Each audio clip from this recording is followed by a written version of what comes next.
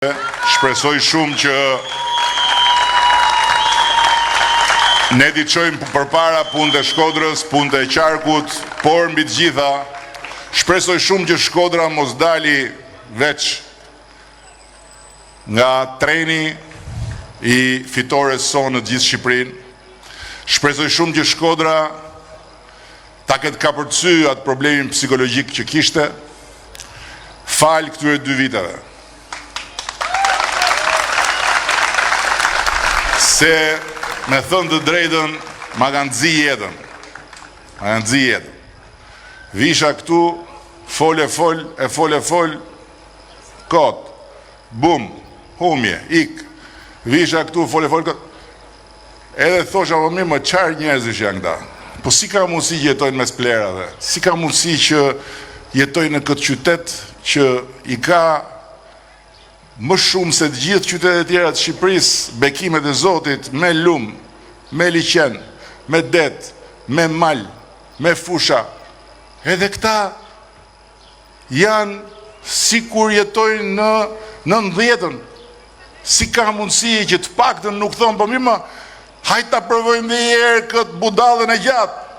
Se i provume këta të mençmit e na majtën në bërllok.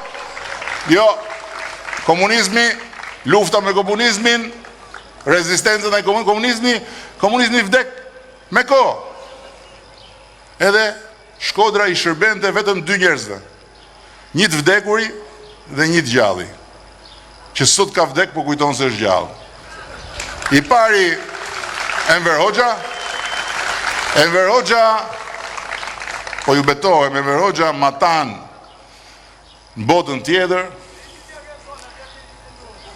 ka jetu me kënaqësinë që shkodranët i qëndruan deri në fund mallkimit të tij dhe u vet izoluan duke luftuar me komunizëm që s'ekzistonte më. E i majti peng Enver Hoxha 30 e kusur vite, ndërkohë që nga ana tjetër i besoshin bufit që erdhi nga komunizmi dhe përdori të gjitha metodat e komunizmit, madje edhe tashti para 1 muaj e gjys, prap komunist deri në fund. Nga ata më të këqit, se ka pas shumë burra të ndershëm e të mirë komunista, po nga ata më të poshtrit,